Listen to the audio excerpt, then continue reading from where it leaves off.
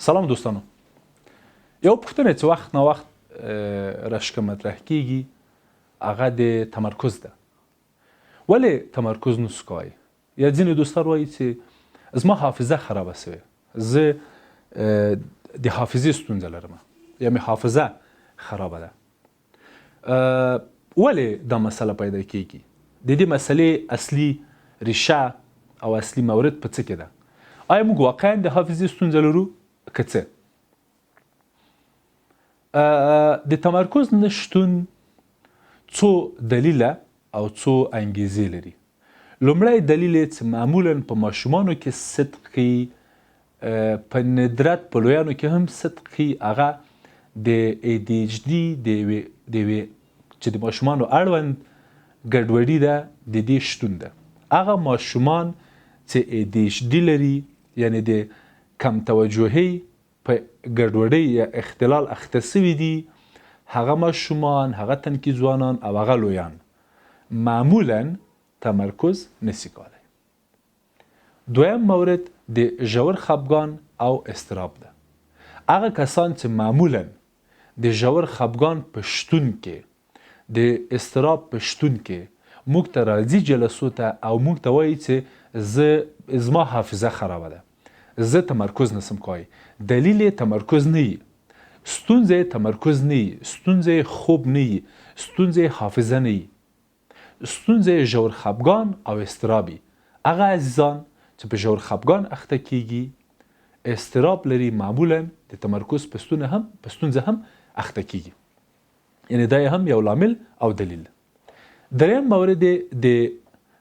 مورد او یو ډیر جدي مورد چې زه فکر کوم د تمرکز په برخه کې ونډه لري، هغه د یوه عاطفي ضربې، د یوه عاطفي شوک یا وابستګۍ مسله ده. هغه دوستان، هغه عزیزان چې عاطفي شوک لیدلی، وابستګي لري، یو عاطفي تړاو لري یا په یوه عاطفي مینهناکه رومانتیکه مینه کې ګیر دي، هغوی دغه ستونزه، دغه شوک دوی نه پرېږدي دې ته چې تمرکز وکړي. د تمرکز ستونزه نه لري،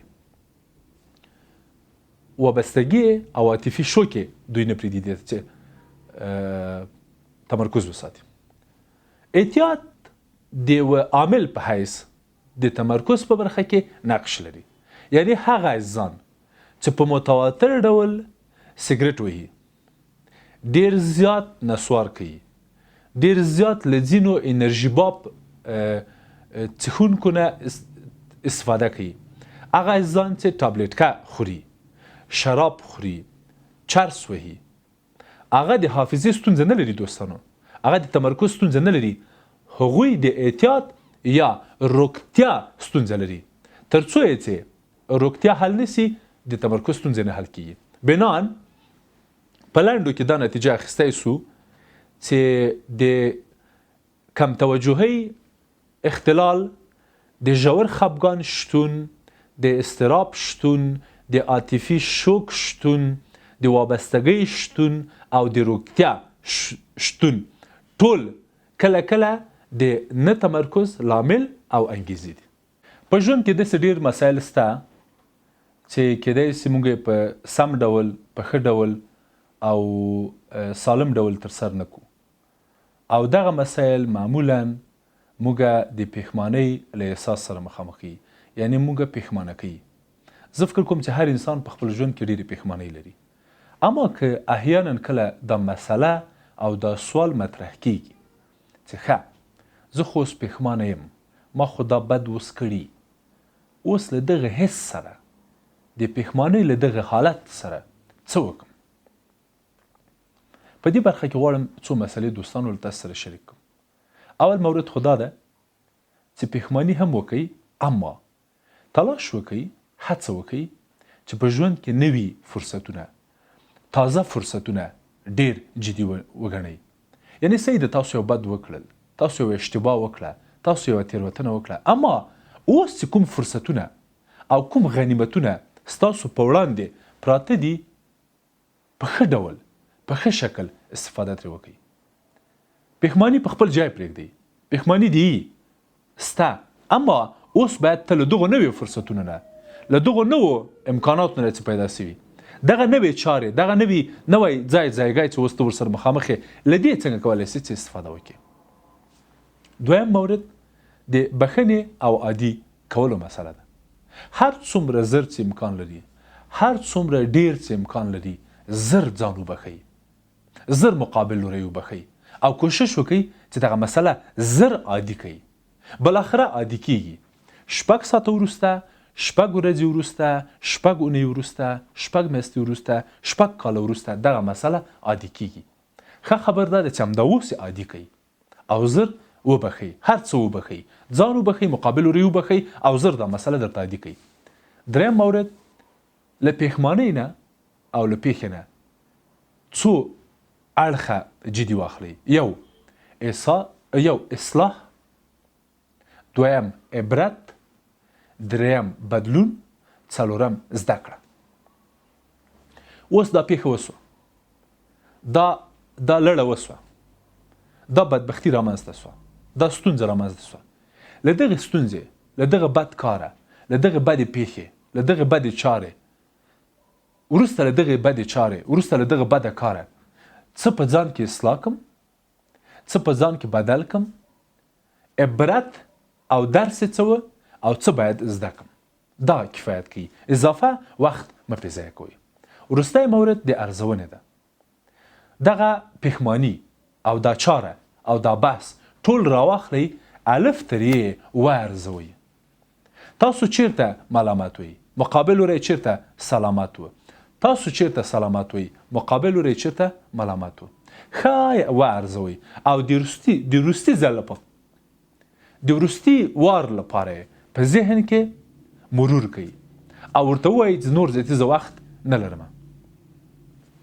خپل مسؤلیت د دغه غم مسؤلیت د دغه جبران د دغه سزا د دغه جزا د دغه زندان د دغه ناامیدي د دغه خفګان ټول منم خپل مسؤلیت په غاړه اخلم نور غواړم خپل ژوند ته او خپل زندګۍ ته ادامه ورکم او غواړم په خوشحالۍ په ښه ډول دا پاتې څو شپې ورځې تېرې کړم.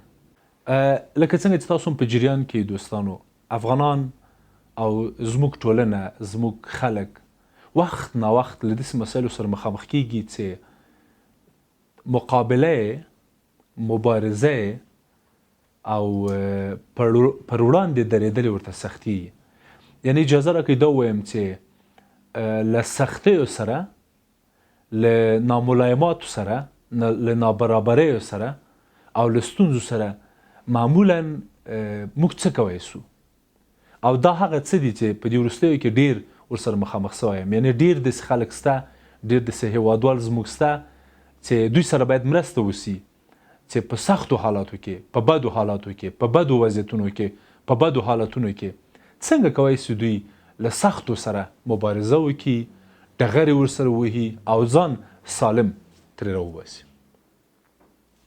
لومړی باورې چې غواړم وړاندوینه وکم تاسو ته وړاندې کوم دوستانو. البته لومړی مورد چې غواړم وړاندیز وکم هغه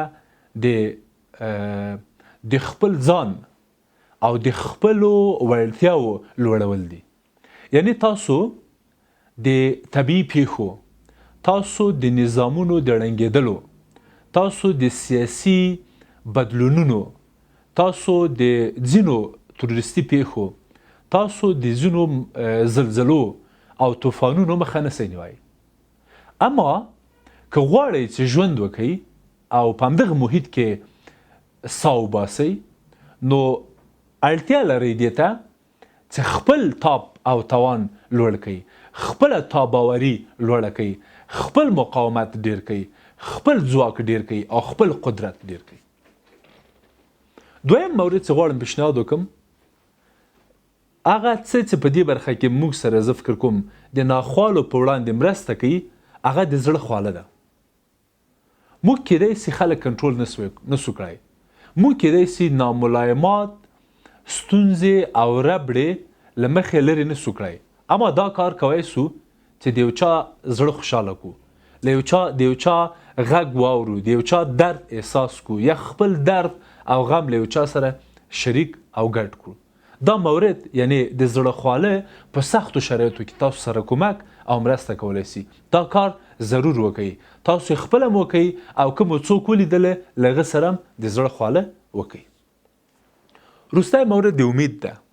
یعنی هغه څه چې په سختو شرایطو کې په سختو حالتونو کې له انسان سره مرسته کوي، له انسان سره کومک کوي او انسان په غیږ کې نیسي او ساتي، هغه هیلهمندي ده، هغه امید ده. امید په یو وخت کې او په هیڅ وخت کې له لاسه مه ورکوئ. امید یوازینی څه ده چې په سختو شرایطو کې، په بدو شرایطو کې، په بدو حالاتو کې له انسان سره مرسته کولی شي. په وچه پرته له کوم تغییر نه، پرته له کوم بدلون نه انسان له بدو او ستونزو او ربړو راکاږي او ځان سره ساتي. یو پوښتنه چې په دې وروستیو کې زه هم ورسره مخامخ شوی یم او زموږ ګڼ مراجعین هم ورسره مخامخ دي، په ځانګړي ډول تحصیل کړي او تعلیم یافته خلک، هغه دا ده چې خلک ولې کوډو ته مخه کوي، خلک ولې خرافاتو ته مخه کوي، خلک ولې فال و فالبینۍ ته مخه کوي. دا د دې دلیل څه ده؟ ولې یوه ډله یو غټه کټګوري خلک، غټ شمیر خلک، غټه برخه خلک مخه کوي کوډو ته، فال ته، خرافاتو ته او نورو غیر علمي چارو ته. په دې برخه کې ارواپوهان او د ارواپوهنې څېړنې یو څو موارد له موږ سره شریکوي. لومړی مورد د سټرس او علاقې مسله ده. هغه انسانان چې سټرس لري، یعنی له فشار لاندې دي، په بد وضعیت کې دي، هغوی فال او فالبینۍ ته مخه کوي، کوډو او جادوګرۍ ته مخه کوي. که تاسو به اورېدلي وای هغه څوک چې غرقېږي د اوبو په منځ کې ځګ ته ملا اچوي، فکر کوي چې کیدای شي دا ځګ هم زه راټینګ کړم او ما له غرق کېدو، ډوبېدو او په اوبو کې له لاهو کېدو نه وساتي. اما ځګ خو ځګ ده.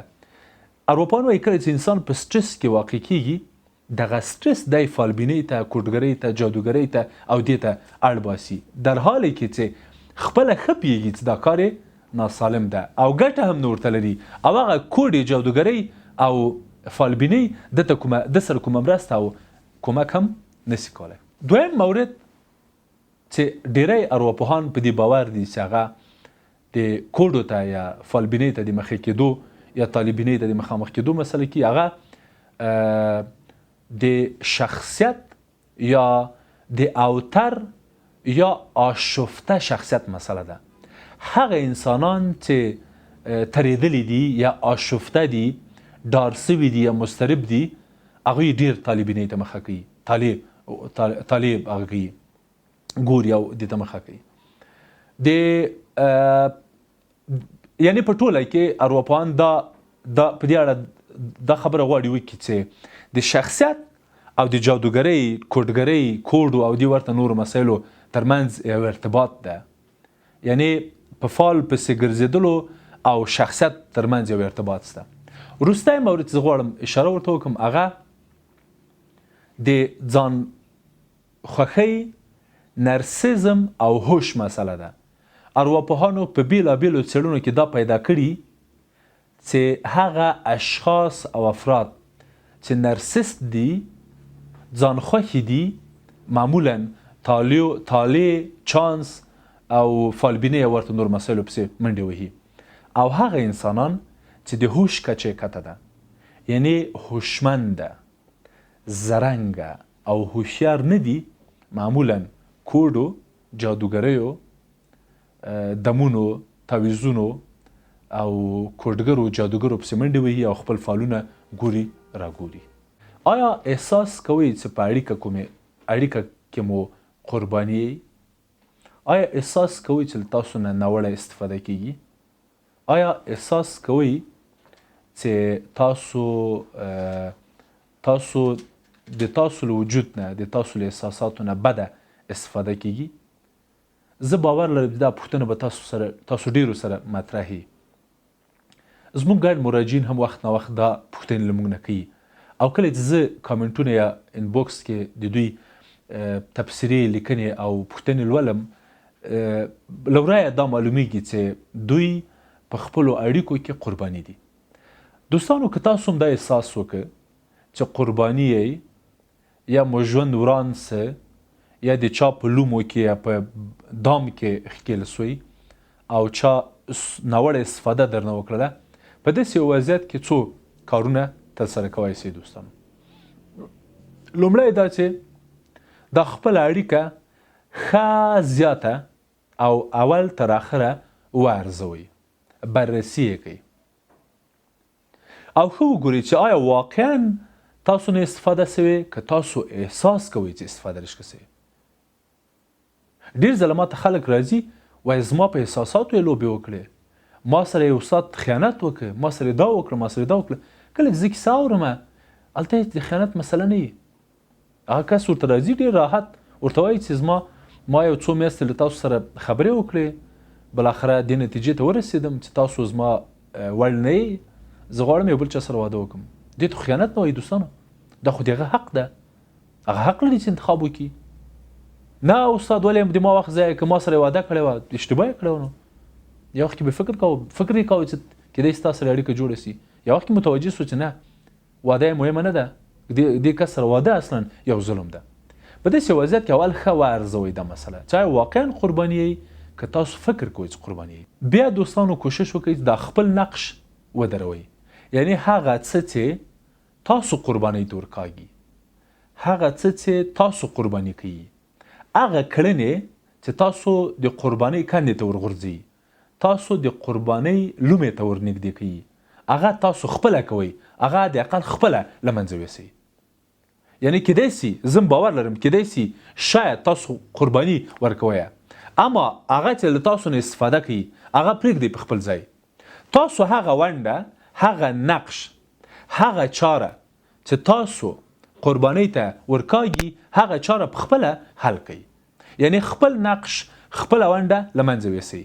یعنی تاسو خپله د قربانۍ لامل مه ګرځئ. که بل چا له تاسو نه استفاده کوله او مبارزه نسئ ورسره کولی یا ځان نسئ ترې خلاصولی، حداقل هغه چارې، هغه کارونه مه کوئ چې تاسو د قربانۍ کندې ته ورکاږي. وروستی مورد دا ده دوستانو، که احیانا تاسو احساس کوئ چې قرباني ورکوئ، که احیانا تاسو احساس کوئ چې تاسو په یوه اړیکه کې له تاسو نه استفاده کیږي، کوشش مه کوئ چې په یو وارې غوڅه کوئ دا کیسه. آرام آرام دا حس ورکئ چې نور قرباني نه ورکوئ. آرام آرام دا حس ورکئ چې نور تاسو هم انسان یئ.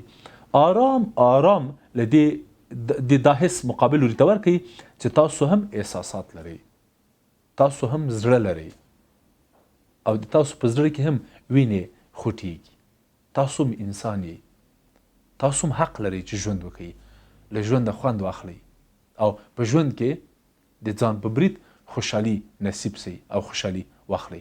دا په دې باندې مقابل ورئ، آرام آرام پوکئ او آرام آرام له دې کیسې نه راوځئ، نه په یوه وار او غوڅ شکل او ډول. دا مورد هم تاسو ته او هم مقابل وري ته زیان رسوي او هم کیدای شي دا د قربانۍ د دوام لامل او دلیل سي.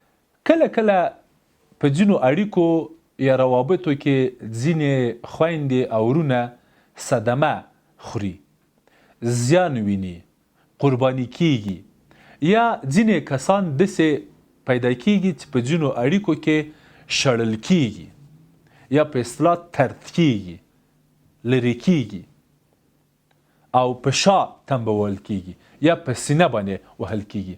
په دغسې وضعیت کې چې موږ په سینه وهل کیږو یا موږ رد کیږو، موږ په شا تنبول کیږو او موږ لرې کیږو له یوې صحنې نه، له یوې اړیکې نه، له یوه دفتر نه، له کورنۍ ویستل کیږو، له پوهنتونه ویستل کیږو، له یوې اړیکې نه ویستل کیږو. په دغسې یو وضعیت کې څه کولی شو؟ هغه چارې چې موږ سره په دې وضعیت کې کومک کولی شي هغه څه دي؟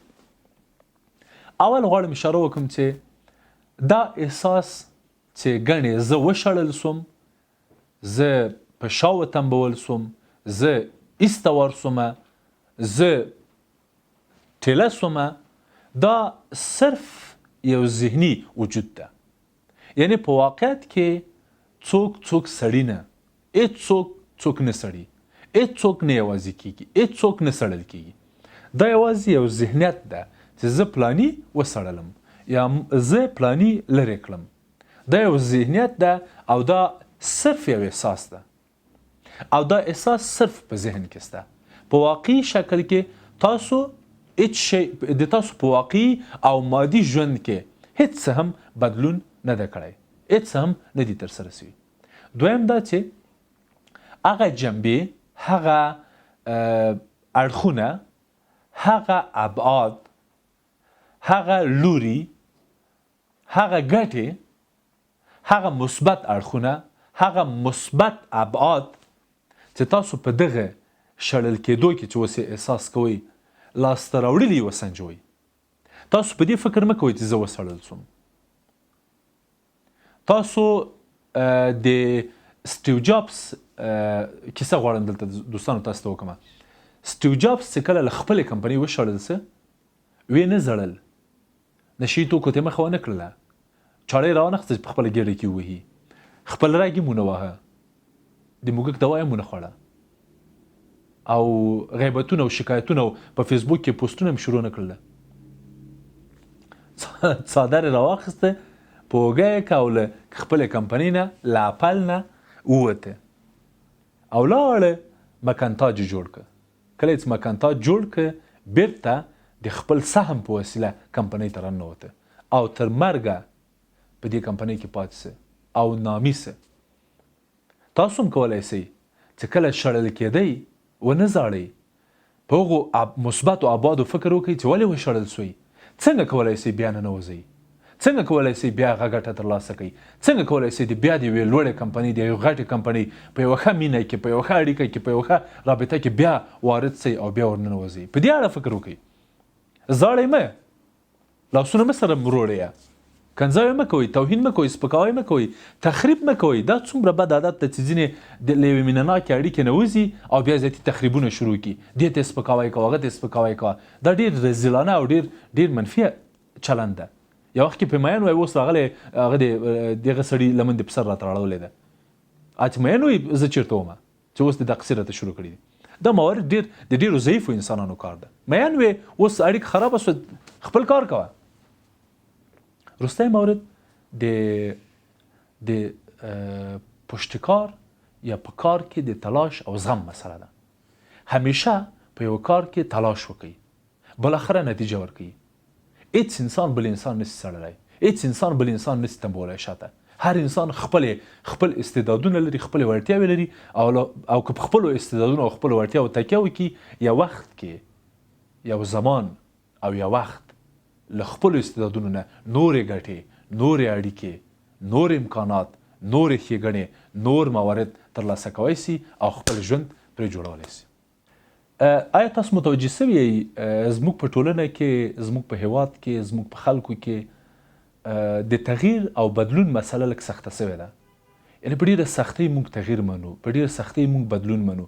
زما په یاد کېږي څو کاله مخکې کله د جمهوریت و، کله به چې موږ له محصلینو نه غوښتنه کوله، هیله به هم ترې کوله چې تاسو لږ په رسمي جامو کې راسئ، لږ هغه راسئ، په کالیو کې مه راځئ او دا کلتوري عنعنوي جامې دي، لباس ته صحیح د خدای خبر چې د موږ فرهنګ ده که نه ده، خو اوس د فرهنګ په نامه کې مو منلی ده. اما تاسو کوشش وکړئ چې لږ د محصل غوندې معلوم سئ او دریشي راغوندئ. دا هیله به چې کله موږ له محصلینو نه کوله، یعنې تاسو باور وکړئ چې د سمستر د لومړي سمستر په پیل کې به چې دا هیله کوله، د 8م سمستر تر پایه پورې موږ دغه هیلې ته نه رسېدلو. یعنې موږ نه سوی کولی چې د یو محصل جامې په پوهنتون کې بدلې کړو او موږ هڅه کوله چې په پوهنتون کې د انسان فکر بدل کړو، ذهن بدل کړو، لوری بدل کړو او له زړو رستو او سولیدلو افکارو، منجمدو افکارو یې راوباسو. دا ډېره موږ ته سخته وه. افغانان معمولا بدلون نه مني. په همدې خاطر هم ده چې دوی تر اوسه پورې هم په 6مه، 7مه، 8مه او 9مه پیړۍ کې پاتې دي. یعنې موږ په 6مه پیړۍ کې هم کراچۍ کش کودله او اوس هم تاسو د افغانستان په ځینو برخو کې وګورئ انسان کراچۍ کش کاږي. دا د 8مې پیړۍ د 6مې پیړۍ کیسې دي دوستانو. او اوس خلک روبوټ جوړوي، اوس اوبتلونه جوړوي او اوس خلک هغه جوړوي، فضا ته هغه لیږي، کیهانونه او سپوږمکۍ لیږي او موږ تر اوسه پورې هم کراچۍ کش کوو. له دې معلومیږي چې موږ هغه ولس یو، هغه ملت یو چې بدلون نه منو. یعنې ډېره سخته ده یو افغان ځوان ته چې دریشي واغوندي، نیکټایي غاړه کړي او موډرن د یوې متمدنې پیړۍ او ټولنې په څېر ځان راڅرګند کړي. دا درته ننګ ښکارېږي، بده یې ګڼي، فکر کوي چې دی سپک ده، دی بې ارزښته ده.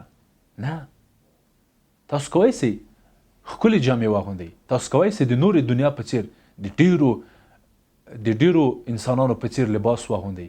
تاسو هم لیاقت لرئ چې ښه خواړه وخورئ، تاسو هم لیاقت لرئ چې پیلوټان سئ، تاسو هم لیاقت لرئ چې روبوټ جوړ کړئ، تاسو هم لیاقت لرئ چې متخصص سئ. په تاسو څه سوي؟ څه مشکل لرئ؟ دغه له تغییر سره جنګ ولې زموږ په ولس کې شته؟ ولې موږ تغییر نسو منلی؟ زه فکر کوم چې دا څو لامله لري. لومړی دلیل دا ده چې موږ همیشه له تغییره ډارېږو. موږ فکر کوو چې بدلون مشکل راته پېښوي، ستونزه راته پېښوي، عنعنات هم، رسوم هم، رواجونه هم کنګل کېږي او ستونزې ورته پېښېږي او ننګول کېږي، او دا غلط کار ده. که زموږ عنعنات په 9مه پیړۍ کې د کراچۍ کشکودل وه، اوس زموږ ننګ او زموږ اوسنی غیرت د ډرون یا د بې پیلوټه الوتکې جوړول دي. موږ باید په 21مه پیړۍ کې د 9مې پیړۍ کارونه ونه کړو. هغه وخت هم هغه ننګ و، هغه وخت مو هغه ارزښت و، هماغه هم کار و د پلرونو، او اوس هم د خپل کار همدا ده، او دې نه باید شاته نسو، ونه ډار سو. یو. دویم، زموږ ملګري، زموږ ناروغۍ، زموږ مشران، زموږ سن، زموږ کورنی ماحول د دې لامل ګرځي چې موږ تغییر ته پرېنږدي. زموږ سپین ږیري، یعنې زموږ په کلي کې دوستانو تر ډېره وخته پورې داسې سپین ږیري وه چې د سړک او د برق مخالفت یې کوه.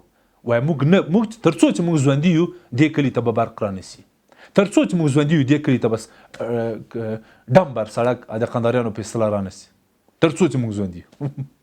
او په دې افتخار وکړه هغه د مړه سوله، او موږ ته یې څه راپرېښودل؟ بل مورد د نرسزم ده.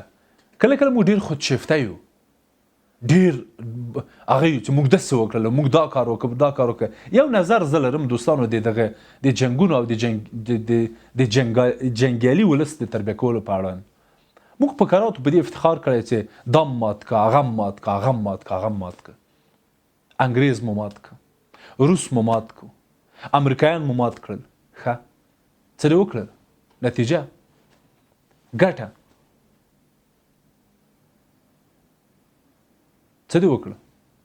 کاشکې دې نه ماتولی، خو ډوډۍ دې لرلی. کاشکې دې نه ماتولی، کاشکې دې نه ماتولی. زه فکر کوم چې په 21مه پیړۍ کې غلامي فرق کوي. د 21مه پیړۍ غلام هغه ده چې وږی ده. امان الله خان به دا خبره کوله چې هغه ازادي، چې هغه ملت چې لوستی نه او ډوډۍ نه لري غلام ده. غلامي اوس فرق کوي. تر ټولو لوی افتخار اوس دا ده چې ته څنګه له نړۍ سره د نړۍ په ژبه خبرې کولی سې. ستا ډیپلوماتیکه دستګاه څومره فعاله ده، ستا ټکنالوژي څومره فعاله ده، ستا اقتصاد په کوم ځای کې ده، ستا ولس څومره پوه ده، ټولنه کې د شعور څومره لوړ ده، ښځې ته د ارزښت څومره ده په ټولنه کې. پاچا خان څه وایي؟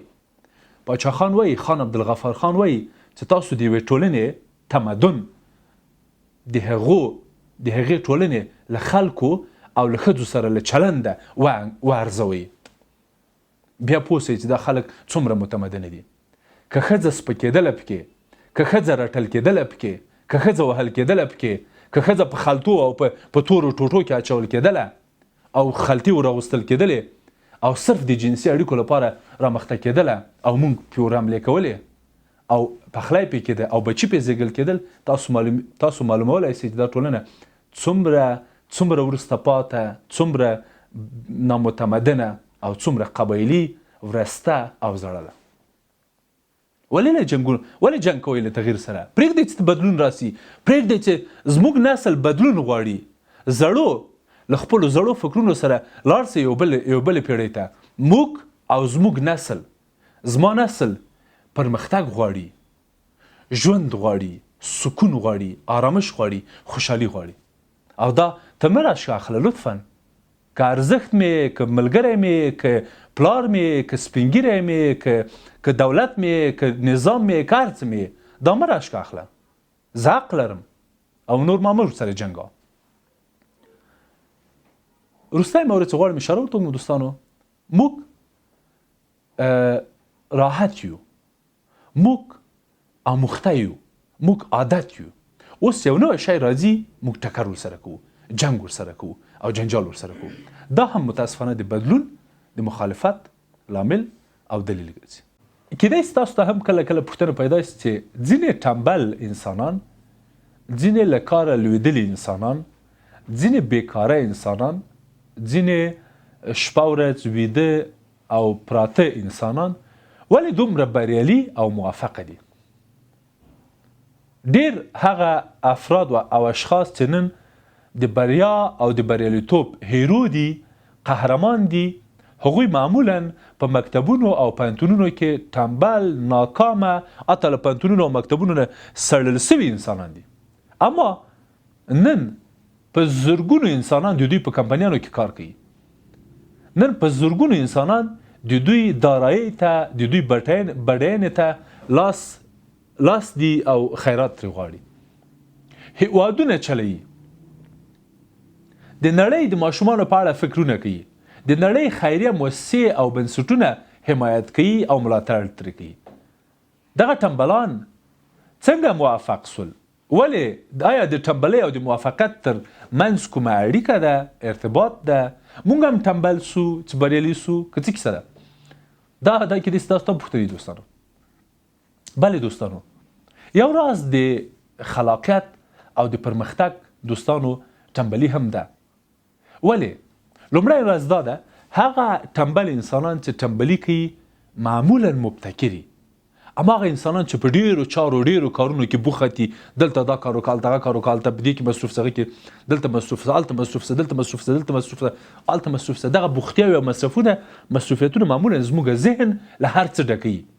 اما ټمبل انسانان معمولا مبتکر او خلاق دي، ځکه چې په یوه مسله لنډ وخت فکر ورکوي، ذهن ورکوي او له هغه نه نتیجه اخلي.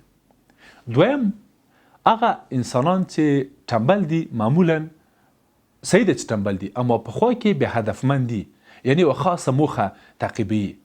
او معمولا هوښیار انسانان، زرنګ انسانان، باهوش انسانان او کارګر انسانان کار کوي.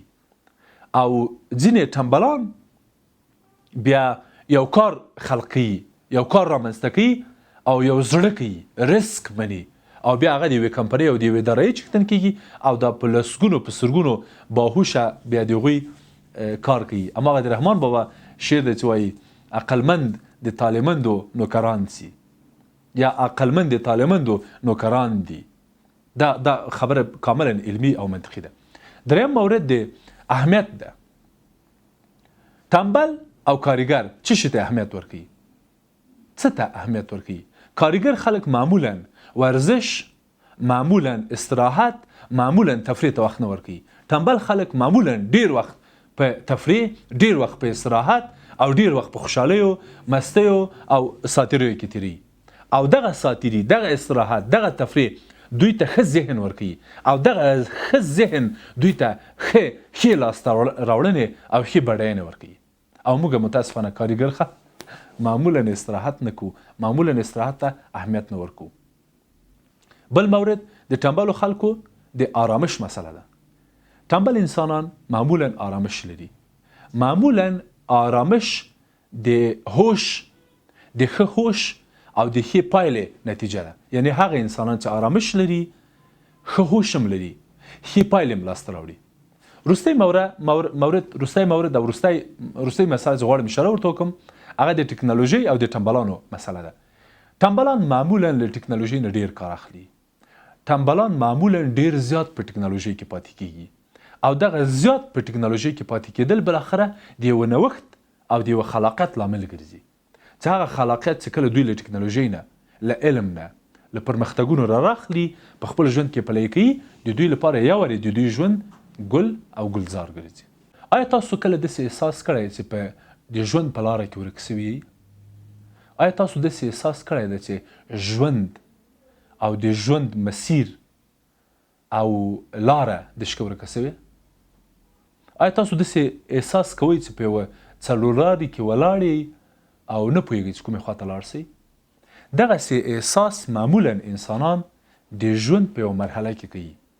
اما دا چې په دغسې یو وضعیت کې موږ څه کوی سو، موږ ته څه پکار دي، غواړم څو مسلې تاسو سره شریک.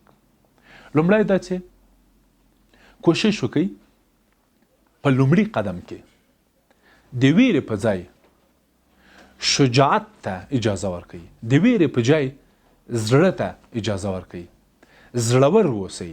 یعنی په داسې وضعیت کې ډار نه جرأت ته اجازه ورکړئ، شجاعت ته اجازه ورکړئ او زړورتوب رامخته کړئ. ډار ته ووایئ چې تاسو په خپل ځای واوسئ. یعنی لږ په دغه برخه کې په دغه وخت کې لږ ریسک ومنئ، لږ خطر ومنئ او لږ ډارن مه کېږئ. لومړی قدم. دویم مورد چې غواړم اشاره ورته وکړم د دقت په اړیکو کې د دقت او د انتخاب په مسله فکر وکړئ. ورک یئ، لالهاند یئ، سرګردانه یئ، څو کار وکړئ. لومړی دقیق اوسئ، دا ورې پام کوئ، لږ متوجه او پام سم کوئ. یو دا ورې مو ټاکنې سمې کوئ. دریم مورد چې د ژوند د ورکې یا د ژوند په لاره کې د ورکېدو په برخه کې باید موږ مراعات کړو، هغه د ځینو عادتونو بدلون ده. موږ ځکه د ژوند په لاره کې ورک یو یا د ورکې احساس کوو یا د ورکتوب احساس کوو یا د ژوند په څلورلارې کې پاتې یو چې موږ ځینې بد عادتونه لرو او هغه عادتونه نه بدلو او دغه عادتونه موږ زیاتې ورو ناچاره، بې هدفه، بې مقصده او ورانوي. له ځینو تعصبونو او کلیشو لرې کېدل هم په دغه برخه کې له موږ سره مرسته کوي. یعنی هغه انسان چې احساس کوي چې د ژوند په بیدیا کې پاتې ده، د ژوند په دښته وچه ولخه او وچ ډاک ته پاتې ده او هیڅ نه پوهېږي چې په کومه لاړ سي، دی متاسفانه ځینې تعصبونه لري، ځینې کلیشې لري زړې چې له هغو نه ځان نه لرې کوي او په همغو نښتی په ځانګړي ډول په خپل تیر پورې نښتی او چسپېدلی. هغه انسان چې په خپل تیر پورې نښلي، چسپېږي، کلیشې لري، تعصبونه لري او په پخوانۍ ببولالې وایي، هغه معمولا د ژوند په څلورلارې کې پاتې کېږي او یا داسې احساس کوي چې ګڼې ورک سوی ده، د ژوند په لاره کې ورک سوی او یا دا احساس د سره پاتې کېږي او دی لري. وروستی مورد د خطر مورد ده. هغه انسانان چې خطر مني، ریسک مني، ستونزې مني او لار باسي او هغه خپل مسؤلیت په غاړه اخلي، ستونزې مني او خپله لاره وهي. اول هڅه کوي که لاره نه وي چې پیدا یې کړي، دویم که احیانا پیدا یې نه کړه خپله لاره جوړوي او ځي په وړاندې، درېږي نه. دغه انسانان معمولا د ژوند په لاره کې بې فکره او ناچاره نه پاتې کېږي او خپل مسیر او خپله لاره او خپله چاره پیدا کوي او مومي. ولې ځینې وخت هیڅ څه موږ نه خوشحاله کوي؟ ولې؟ هر څه چې کوو خوند نه سو ترې اخیستی. هغه څه چې پخوا به یې ډېر خوشحاله کولو، پخوا به مو ډېر لذت ترې وړ، پخوا به مو ډېره هوساینه ترلاسه کوله، اوس یې ولې نه سو ترلاسه کولی؟ اوس ولې هغه خوند نه سو اخیستلی؟ اوس ولې هغه مزه یا هغه کیف نسته؟ پخوا به له ډېرو ابتدایي شیانو، ډېرو کمو شیانو، ډېرو کمو امکاناتو موږ په ځینو مواردو کې ډېر خوند اخیسته، ډېر لذت به مو وړه، اما هغه خوند او هغه مزه اوس نسو اخیستی یا نسته. دلیل او انګیزه په څه کې ده؟ لومړی مورد چې په دې برخه کې ونډه لري هغه د زړښت او ستړیا مسله ده. کله چې یو شی زړیږي، کله چې یو شی ستړی کیږي، کله چې یو شی نور زیاتی تاسو ته تکراری کیږي، کله چې یو شی نور زیاتی تاسو ته ستړیا درکوي او فرسوده کیږي، زړیږي او نور هغه کیفیت افغاني کیفیت نه لري، نو په خوند او مزه کې بدلون راځي. یعنی د ستړیا مورد او د زړښت مورد زموږ د خوند او کیف په برخه کې او په مورد اغیز او تاثیر لري. له بده مرغه ووایم چې په انټرنیټ روغتیا، په انټرنیټ کې پاتې کېدل، په خواله رسنیو روږدي کېدل او له خواله رسنیو ډیره استفاده او ډیر کار اخیستل او ډیر په خواله رسنیو کې پاتې کېدل دغه حس انسان ته ورکوي چې نور بیا له نورو مواردو نه خوند نسي اخیستی. یعنی هغه ماشوم، هغه ځوان چې 2 ساعته 3 ساعته په ټیک ټاک، انستاګرام او نورو خواله رسنیو کې ډیر جذاب شیان، ډیر متفاوت شیان، ډیر هیجاني شیان، ډیر خوندور شیان اوري او ګوري، نو دغه ځوان او ماشوم به بیا په مکتب کې له هغه درس نه چې استاد ورکوي خوند واخلي؟ نه. دغه انټرنیټ او په انټرنیټ کې او خواله رسنیو کې دغه جذابیت چې سته، نن موږ له ډیرو هغو مواردو نه چې باید خوند ترې واخلو خوند نه ترې اخلو، او دغه خوند بیا چې له خواله رسنیو نه اخلو، له بده مرغه دا واقعي خوند او اصلي خوند نه ده، دا مجازي خوند ده او دا خپله د ستړیا، فرسودګۍ او خستګۍ لامل او دلیل ګرځي. یو دلیل چې انسان نه پرېږدي چې خوند واخلي، لذت ویسي، هغه د ده ځینې وسواسونه او په وسواسي ډول ځینې تعهدات دي. انسانان کله کله ځان سره ځینې تعهدات کوي، ځینې غیر واقعي تعهدات، یا له خپله ځانه ډیر بېځایه توقعات کوي، غیر واقعي انتظارات یا غوښتنې کوي. دغه اضافي غوښتنې او انتظارات چې کله ترسره نسي، بیا انسان له هیڅ بل مورد نه خوند نسي اخیستی. یعنی خپله هم موږ کله کله د ځینو ذهني چوکاټونو، انتظاراتو او توقعاتو په رامنځته کولو د دې لامل ګرځو چې وخت نا وخت له یوه شي نه، له یوه څه نه چې پخوا مو ښه ډېر خوند ترې اخیسته، ښه لذت مو ترې وړه، اوس خوند ترې وانخلو او لذت ترې نسو. متاسفانه یوازیتوب او منفي فکر هغه څه ده چې موږ نه پرېږدي چې له ډېرو هغو مواردو نه چې زموږ په ژوند کې سته، خوندور دي، لذت لري، خوند لري، موږ خوند ترې واخلو.